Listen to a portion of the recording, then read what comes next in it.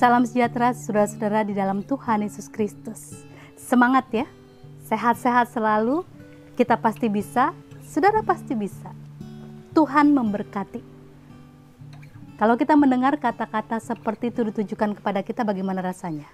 Kita pasti senang mendengarnya, bukan? Saya yakin setiap orang senang, karena kata-kata itu menguatkan dan memberikan semangat kepada kita kan. Tapi bagaimana kalau kata-kata yang kita dengar adalah kata-kata yang melemahkan? Kamu butuh bodoh, kamu tidak bisa apa-apa, percuma, kamu pasti akan gagal, sia-sia semua, sudah tidak perlu ngapa-ngapain lagi. Kalau kita mendengar kata-kata seperti itu di telinga kita dan ditujukan kepada kita, pasti akan menciutkan hati kita, bukan? Kita kehilangan semangat dan kita mungkin akan menghindar orang tersebut, menjauh daripada mendengarkan kata-kata yang menyakitkan seperti itu. Ya, saat ini setiap orang membutuhkan kata-kata yang menguatkan. Setiap orang mengalami kesusahan dan kondisi yang berat. Sehingga kata-kata menguatkan itu sangat penting bagi kita. Paulus adalah seorang yang seringkali memberikan nasihat yang menguatkan kepada banyak orang. Dalam pembacaan Kisah Para Rasul 20 ayat 1 dan 2, saya akan bacakan untuk kita semua, dikatakan demikian. Setelah reda keributan itu, Paulus memanggil murid-murid dan menguatkan hati mereka, dan sesudah minta diri, ia berangkat ke Makedonia. Ia menjelajah daerah itu dan dengan banyak nasihat menguatkan hati saudara-saudara di situ. Lalu tibalah ia di tanah Yunani. Paulus memberikan kata-kata yang menguatkan. Yang pertama kepada murid-murid. Ada apa dengan murid-murid? Karena situasi ini terjadi di mana sebelumnya terjadi masalah dengan jemaat Efesus. Ada seorang bernama Demetrius, dia menimbulkan huru-hara, dia menyembah dewa-dewi, dan dia menghasut banyak orang yang menyembah dewa-dewi untuk menghancurkan orang-orang Kristen. Mereka tidak suka dengan kehadiran orang Kristen di sana. Mereka merasa terancam.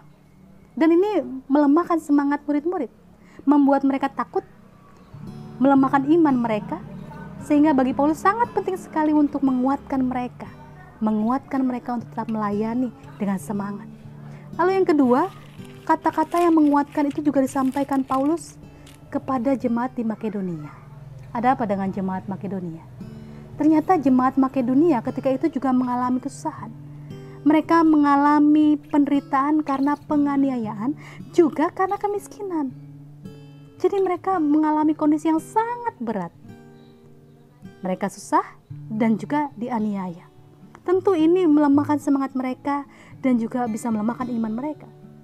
Sehingga Paulus sangat perlu sekali memberikan dorongan semangat untuk bisa mereka bertahan menghadapi kondisi yang berat di Makedonia. Dan akhirnya mereka dapat bertahan, dapat melalui setiap penderitaan dengan kuat. Karena kata-kata yang menguatkan dan juga meyakinkan bahwa Tuhan menyertai mereka. Saudara, saat ini setiap orang membutuhkan kata-kata yang menguatkan, bukan melemahkan. Setiap orang membutuhkan dorongan semangat untuk melakukan banyak hal, menghadapi penderitaan mereka, menghadapi kesusahan kita karena dampak dari COVID-19 ini. Setiap orang butuh kata-kata yang menyemangati. Demikian juga kita. Ya. Namun ketika kita melihat kondisi saat ini, banyak kata yang justru melemahkan, bukan? Saya membaca sebuah tulisan di wall Facebook seseorang mengatakan demikian. Ketika banyak teman-temanmu menawarkan dagangan, kalau kau tidak bisa membelinya, setidaknya jangan menghinanya. Setiap orang perlu untuk bertahan saat ini. Cara bertahan macam-macam. Tapi salah satunya ketika kita melihat ada banyak orang menawarkan dagangan mereka, setidaknya kalau kita tidak bisa membeli, kita tidak bisa membantu banyak, berikan kata-kata yang menyemangati, yang motivasi mereka untuk dapat bertahan dan bekerja dengan semangat. Karena kita tahu, kita semua membutuhkan dorongan itu. Membutuhkan kata-kata penyemangat.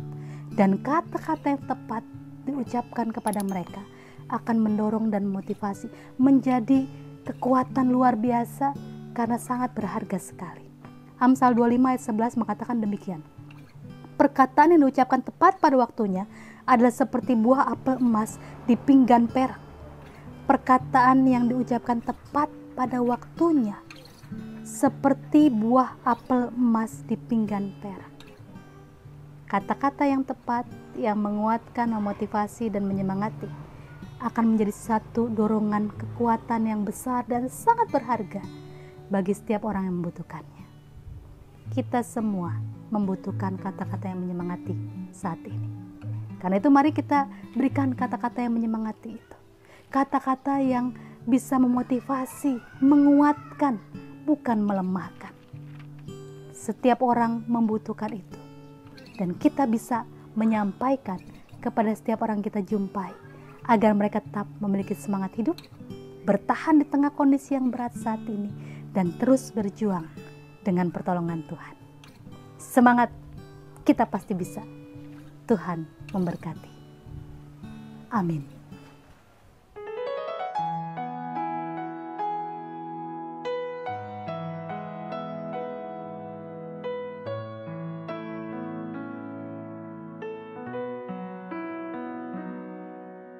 Hatiku tenang berada dekatmu, Kaulah jawaban hidupku. Hatiku tenang berada dekatmu,